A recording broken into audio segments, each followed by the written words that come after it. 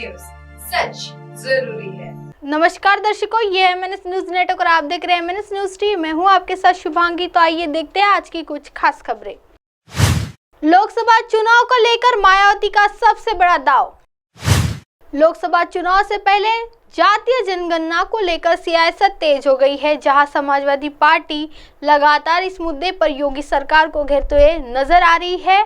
अब इस मुद्दे पर योगी सरकार से सब जवाब तलब किया जा रहा है। हाईकोर्ट ने 4 हफ्ते में इस पर जवाब देने को कहा है कि इस बीच बसपा सुप्रीमो मायावती अब इस मुद्दे पर एक कदम और आगे चल गई है। उन्होंने सिर्फ यूपी ही नहीं बल्कि पूरे देश में जातीय जनगणना कराने की मांग की है। उन्होंने कहा कि देश के सभी उपेक्षित वर्गों को मुख्यधारा में लाना जरूरी है।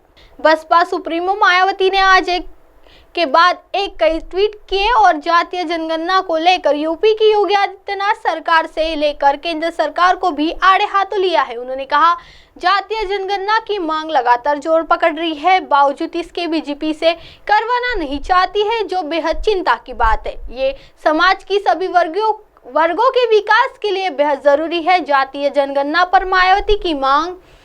मायावती ने कहा, ओबीसी समाज की आर्थिक, शैक्षणिक व सामाजिक स्थिति का सही आकलन कर उसके हिसाब से विकास योजना बनाने के लिए बिहार सरकार द्वारा कराई जा रही जातीय जनगणना को पटना हाईकोर्ट द्वारा पूर्णतः ठहराए जाने के बाद अब सबकी निगाह यूपी पर टिकी है कि यह जरूरी प्रक्रिया कब होगी। उन्होंने आगे कहा कि देश के कई राज्यों में जातीय जनगणना के बाद यूपी में भी इसे करार की मांग लगातार जोर पकड़ रही है, किंतु वर्तमान बीजेपी सरकार भी इसके लिए तैयार नहीं लगती है। यह अति चिंतनीय, जबकि बीएसपी की मांग केवल यूपी में नहीं बल्कि केंद्र सरकार को राष्ट्रीय स्तर पर भी जातीय जनगणना कराने की चाहिए।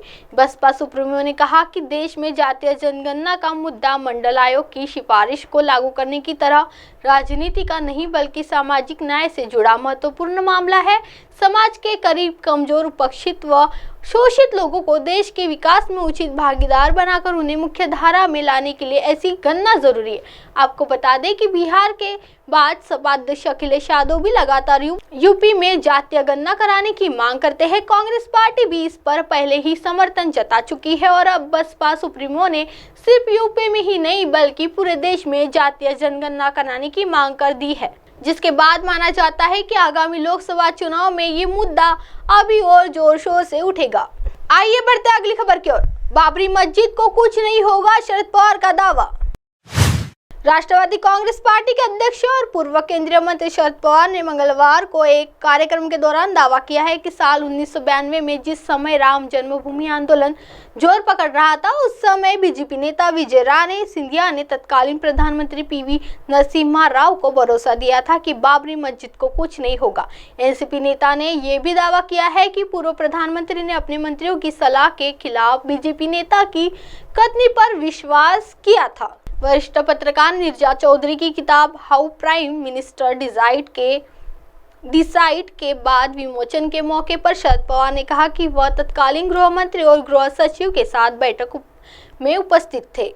एनसीपी प्रमुख ने कहा कि मंत्रियों का एक ग्रुप था और मैं उनमें से एक था। यह निर्णय लिया गया है कि प्रधानमंत्री को संबंधित पार्टी के नेताओं की बैठक बुलानी चाहिए। बता दें कि उस समय शरद पवार केंद्रीय रक्षा मंत्री हुआ करते थे। PV नरसिम्हा राव ने सुनी विजयराजे सिंधिया की बात। उन्होंने कहा कि इसी बैठक में विजयराजे सिंधिया ने प्रधानमंत्री को आश्वासन दिया था कि बाबरी मस्जिद को कुछ नहीं होगा, जबकि मुझे गृह मंत्री और गृह सचिव को लगा कि कुछ भी हो सकता है, लेकिन नरसिम्हा राव ने सिंधिया पर विश्वास करना चुना।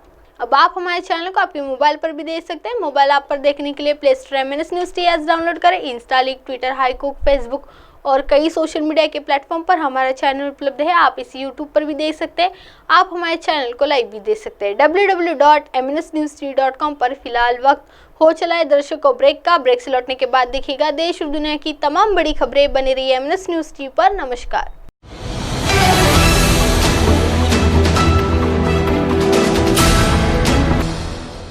ये है MNS न्यूज नेटवर्क और आप देख रहे हैं MNS न्यूज।